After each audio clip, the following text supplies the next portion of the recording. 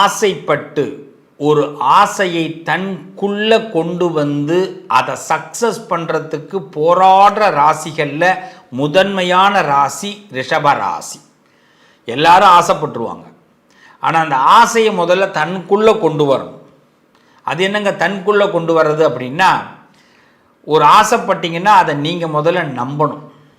என்னால் அது முடியும், நான் அதை கண்டிப்பாக செஞ்சுடுவேன், எனக்குள்ள அந்த வைராக்கியம்னு ஒன்று இருக்குது. இதை கொண்டு வரத்துக்கே கொஞ்சம் நாளாகும். ஏன்னா உங்கள் பக்கத்தில் உள்ளவங்க தெரிஞ்சவங்க இவங்கெல்லாம் பார்த்தீங்கன்னா அதுக்கு இடம் கொடுக்க மாட்டாங்க. எப்படியாவது உங்கள் மண்டையை கழுவுவாங்க.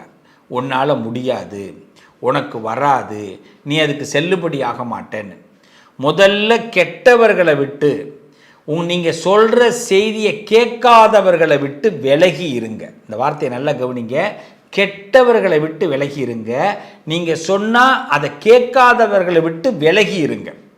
அதுலேயே உங்களுக்கு நல்ல காலம் பிறந்துருச்சுன்னு அர்த்தம். இதுதான் முதல்ல ரிஷபராசி எடுத்துக்கணும். இப்போ இந்த மைண்டில் இப்போ கொண்டு வந்துட்டீங்கன்னா எவ்வளோ பெரிய கெட்ட சக்தியையும் உங்கள் வீட்டில் இருந்தால் கூட அதை எதிர்க்கிற அளவுக்கு மனபலம் உங்களுக்கு ஏற்படும்.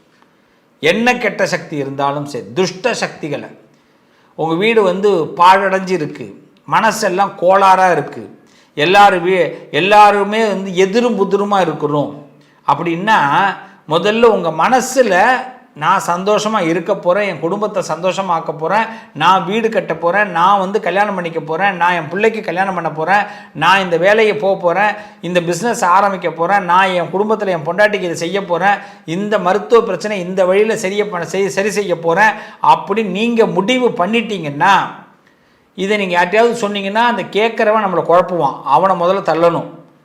நம்ம மனசுக்குள்ளே இது பதிவு பண்ணுறதுக்கு கொஞ்ச நாள் ஆகும். இந்த நம்பிக்கை வந்துருச்சுன்னா என்ன கெட்ட சக்தி இருந்தாலும் விலகும். இதை முதல்ல தெரிஞ்சுங்க.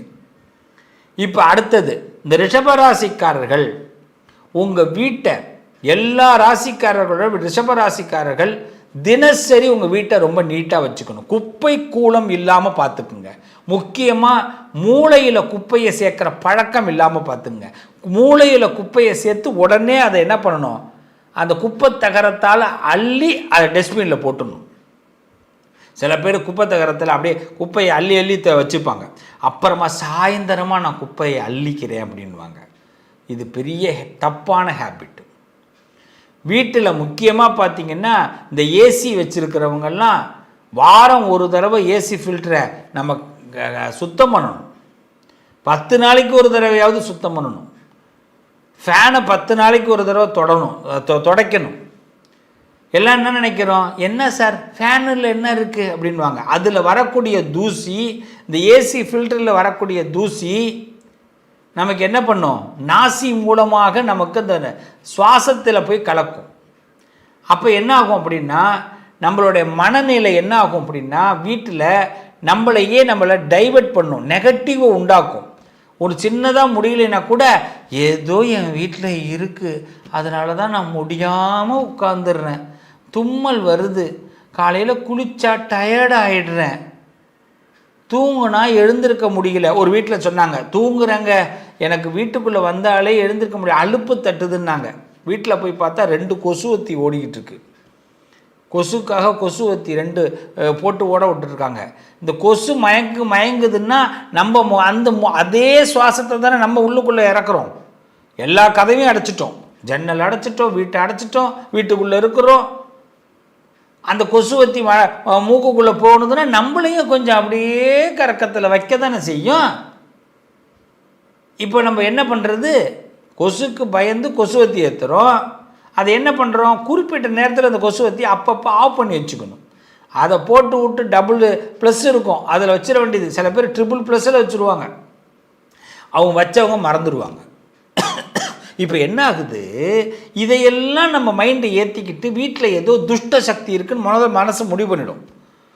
அந்த மாதிரி முடிவு பண்ணிட்டு போய் யார்ட்டையும் கேட்டுவிடாதீங்க, எங்கள் வீட்டில் ஏதாவது துஷ்ட சக்தி இருக்கான்னு. கம்பல்சரி இருக்குன்னுட்டுவாங்க. அப்புறமா நீங்கள் இன்னும் வேதனைச்சிடுவீங்க. முதல்ல உங்களை செக் பண்ணுங்கள். நான் சொன்னதெல்லாம் கிளியர் பண்ணுங்கள்.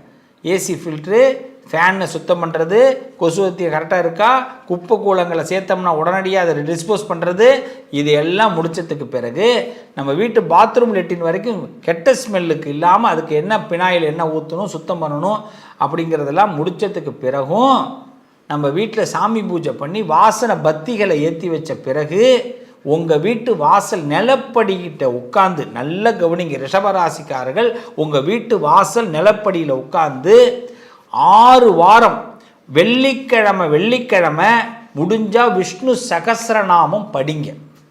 எல்லாரும் சாமி ரூமுக்கிட்ட உட்காந்து தானே படிக்க சொல்லுவாங்க. இவர் என்ன இதெல்லாம் வீட்டை சுத்தம் பண்ணிவிட்டு வீட்டில் வெள்ளிக்கிழமைக்கு விளக்கேற்றி பூஜை பண்ணி பத்தி ஏற்றிட்டு வீட்டு வாசலில் நிலப்படிக்கிட்ட உள்ளுக்குள்ளே உட்காந்துக்கணும், வெளியில் கிடையாது. ஏன்னா அந்த மகாலட்சுமியை என்ட்ரி பண்ணுறோம், கெட்ட தெய்வங்கள்லாம் ஓடிடும். விஷ்ணு சகஸ்ரநாமம் படிங்க, முடியலன்னா யூடியூப்பில் போட்டு நல்லா ஓட விடுங்க, சவுண்டை வைங்க, செஞ்சு பாருங்க. 6 வாரம் செஞ்சு பாருங்க, எந்த கெட்ட சக்தி இருந்தாலும் விலகும். அதே மாதிரி 6 வாரம் பெருமாளுக்கு துளசி மாலை போடுங்க. இதெல்லாம் தொடர்ந்து செய்யணும் 6 வாரம். நான் ஏற்கனவே சொன்ன மாதிரி வீடு சுத்தம் பண்ணும்போது பச்சை கற்பூரம் உங்கள் அதை கொஞ்சோண்டு தண்ணி வெதுப்பாக வச்சுக்கணும். அந்த வெதுப்பு தண்ணியில் கொஞ்சோண்டு பச்சை கற்பூரத்தை போட்டுக்கணும், கொஞ்சம் சிட்டிகை மஞ்சள் போட்டுக்கணும், ஒரு சிட்டிகை ஏலக்காய் பொடி போட்டுக்கணும். அதை நல்லா கலந்து வீடு முழுக்க மாப்பு போடுங்க. வியாழக்கிழமை மாலை இதை செய்யணும். இந்த மாப்பு போடுற வேலைங்கிறது வியாழக்கிழமை மாலை வீட்டை சுத்தம் பண்ணுறது. வியாழக்கிழமை மாலை இதெல்லாம் சுத்தம் பண்ணணும். வெள்ளிக்கிழமை காலையில் பூஜை நடக்கணும். வெள்ளிக்கிழமை காலையில் டைம் கிடைக்கிறப்போ உட்காந்து விஷ்ணு சகஸ்ரநாமம் வீட்டு வாசலில் உள்ளுக்குள்ளே உட்காந்து நிலப்படிக்கிட்டே படிக்கணும். சாயந்தரம் ஒரு தடவை படிங்க, இன்னும் ரொம்ப நல்லா இருப்பீங்க. அது மட்டும் இல்லாமல் வெள்ளிக்கிழமை அன்னைக்கு 108 தடவை சுக்கிரனுடைய காயத்ரி மந்திரத்தை படிங்க. கூகுளில் சர்ச் பண்ணுங்க, இன்னைக்கு ChatGPT இருக்கு இல்லைங்களா, கூகுளில் சர்ச் பண்ணுங்க, உங்களுடைய சுக்கிரனுடைய காயத்ரி மந்திரம் வரும். கண்டிப்பாக ரிஷபராசிக்காரர்கள் உங்கள் வீட்டில் ஒரு துளசி செடி வைங்க, நிச்சயம் உங்கள் வீட்டில் இருக்கிற கெட்டது விலகும். நம்பி செஞ்சு பாருங்க, இந்த கெட்டது விலகும். சுக்கிரனுடைய மந்திரம் உங்களை பளபளக்க வைக்கும், ஆசைப்படுறதெல்லாம் நடத்தி வைக்கும். எந்த கெட்ட சக்தி இருந்தாலும் இந்த வீட்டை விட்டு விலகிடும். நம்புங்க, நடத்தி பாருங்க, நல்லது நடக்கும். நண்பர்களே, என் உறவுகளே, சொந்தங்களே, இந்த கண் திருஷ்டி விலகணும், எதிரிகள் விலகணும், கோர்ட்டு கேஸு பிரச்சனைகள் எது இருந்தாலும் நமக்கு விலகணும், போலீஸ் ஸ்டேஷன் சம்பந்தமான விஷயங்கள் இருந்தால் விலகணும், எந்த கெட்டதாக இருந்தாலும் விலகணும். நமக்கு தர்ம யுத்தத்தில் ஜெயிக்கணும், அவமானம் பற்றக்கூடாது, உறவுகளுக்கு முன்னாடி தலை குனிஞ்சிடக்கூடாது. அது மட்டும் இல்லாமல் நம்மளுடைய எதிர்காலம் பாழாயிடக்கூடாது. இதில் எது கெட்டது நடந்தாலும் இது எல்லாமே நடக்கும். இந்த கெட்டதே நடக்காமல் இருக்க நம்ம வீட்டில் வசீகர சக்தி இருக்கணும். அறிந்தும் அறியாமலும் தெரிந்தும் தெரியாமலும் செய்த சகல குற்றங்களையும் பொறுத்து காத்து ரட்சிக்க வேண்டும். பொண்ணு 18ஆம் படிமேல் வாழும் வில்லாளி வீரன் வீரமணி கண்டன் காசி ராமேஸ்வரம் பாண்டி மலையாளம் அடக்கி ஆளும் ஓம் ஸ்ரீ ஹரிகரசுதன் ஆனந்த சித்தன் ஐயன் ஐயப்ப சுவாமியே சரணமையப்பாங்கிற மந்திரத்தை தினசரி உங்கள் வீடுகளில் நீங்கள் சொல்லுங்கள், எல்லாரும் சொல்லுங்கள். கண்டிப்பாக நம்மளுடைய பாவங்கள் முதல்ல விலகும். நாம் தெரியாமல் செஞ்ச பாவம், தெரிஞ்சு செஞ்ச பாவம், அறிஞ்சு செஞ்ச பாவம், அறியாமல் செஞ்ச பாவம், அது முதல்ல விலகும். மனசு முதல்ல சுத்தமாகும். மனசு சுத்தமான நம்ம அந்த வீட்டுக்குள்ளே இருந்தோம்னா அந்த வீடு சுத்தமாக இருக்கும். கண்ணாடியை தொடச்சிட்டு நம்ம முகத்தை பாருங்கள், பளிச்சுன்னு தெரியும். அவ்வளவுதான். முதல்ல நம்மளை சுத்தம் பண்ணிக்கிட்டோம்னா நம்ம வீடு சுத்தமாகிடும். இன்னைக்கு தெரிஞ்சுக்கிங்க, நான் சொல்கிற இந்த 3 விஷயத்தை தயவு செய்து எல்லாரும் செஞ்சு பாருங்கள். உங்கள் வீட்டில் கெட்ட சக்தி விலகிடும், எந்த கெட்டதும் உள்ளுக்குள்ளே அண்டாது. முதல் விஷயம், உங்கள் வீட்டில் டெய்லி ஒரு தீபம் ஏற்றுங்க, வீட்டை இருள விடாதீங்க. ஏதாவது ஒரு விளக்கு எரிஞ்சிக்கிட்டு இருக்கட்டும், வீட்டில் வாசனை இருந்துக்கிட்டே இருக்கட்டும். வாசனை பொருட்கள், ஒரு பத்தி, சென்டெல்லாம் அடிச்சுக்கிறோம், எல்லா இடத்துலையும் ஒரு வாசனை இருக்கணும் வீட்டுக்குள்ளே. இல்லைன்னு சொல்லாத வார்த்தை நம்மக்கிட்ட இருக்கணும், அவ்வளவுதான். வீட்டில் அதிகமாக நம்ம இல்லைங்கிற வார்த்தையை பயன்படுத்தக்கூடாது. அதே மாதிரி சில பேர் ரொம்ப துஷ்டமான வார்த்தைகளை பயன்படுத்துவாங்க, கெட்ட வார்த்தைகளை. அதை சுத்தமாக தவிர்த்துருங்க. இதை மட்டும் தவிர்த்துருங்க. உங்கள் வீட்டில் துஷ்ட சக்திகள்லாம் வெளியில் வந்துடும்.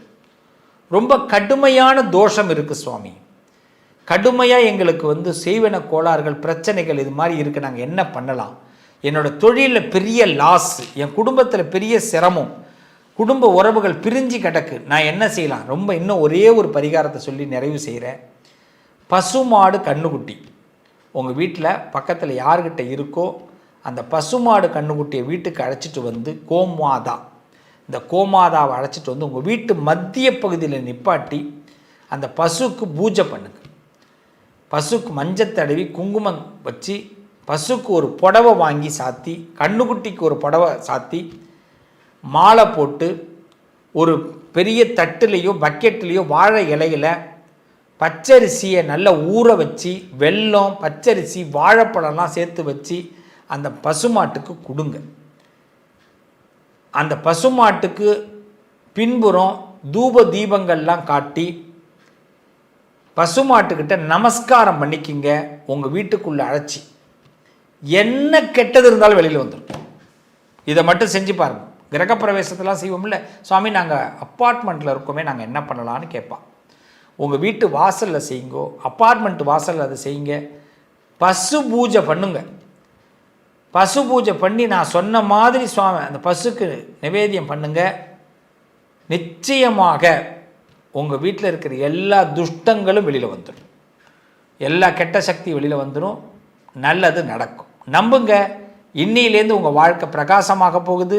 இந்த பதிவை கேட்குறவங்க, இந்த பதிவு கேட்கக்கூடிய சூழ்நிலைகள் உங்கள் குடும்பத்தில் யாருக்கு நீங்கள் அனுப்புனாலும் சரி, அந்த வீடுகளில் நல்ல மாற்றங்களை நீங்கள் பார்க்க போகிறீங்க. வாழ்த்துக்கள். நல்லதே நடக்கும். என்றும் உங்களோடு நிழலாக நான் இருப்பேன். நம்பிக்கையோடு மீண்டும் அடுத்த பதிவில் உங்களை சந்திக்கிறேன். வாழ்த்துக்கள்.